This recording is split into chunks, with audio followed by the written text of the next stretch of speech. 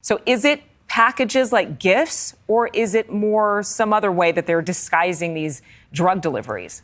Well, Adrian, would you be surprised at the cartels taking advantage of the busy holiday season? Probably not. So that's exactly what they're doing. They're capitalizing off of the exceptionally busy ports of entry here. So while those shipments are coming through, they are trying to move things while the agents are busy with those bigger shipments. So what we saw here in Brownsville in the Rio Grande Valley, check this out, in a single enforcement action, CBP officers actually found 245 pounds of cocaine. Now, this was being hidden throughout a utility trailer that was being driven by a 50-year-old man from Mexico who was trying to bring that across into the United States illegally. And this is something that we're seeing happen again and again. Former Homeland Security Investigations Special Agent Victor Avila telling us, yes, the cartel is absolutely capitalizing off of the busy holiday season, but they're also testing any way possible to get their product and their people across illegally ahead of the next Trump administration. Take a listen there.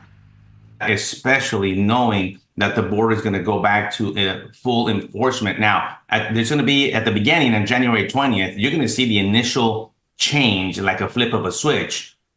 And there's going to be maybe an increase in seizures. And you're going to see as the adjustments are made by both law enforcement and the cartel, as that transition period, if you will, because the cartels are also doing their transition, just like the Trump team is doing their transition. They're transitioning right now, and they're getting ready to make sure that their product, their human beings, their illicit activities also make it through.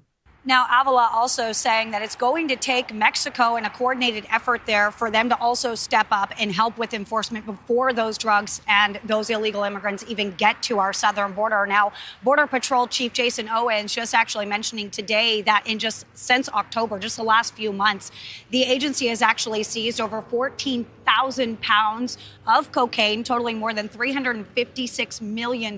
Adrian, the chief, saying this is a massive blow and destructive blow to these transnational criminal organizations when it comes to their finances, Adrian. Yeah, I mean, this is a huge enterprise. And in addition to the smuggling drugs and packages, what are we looking at when it comes to people being smuggled right now?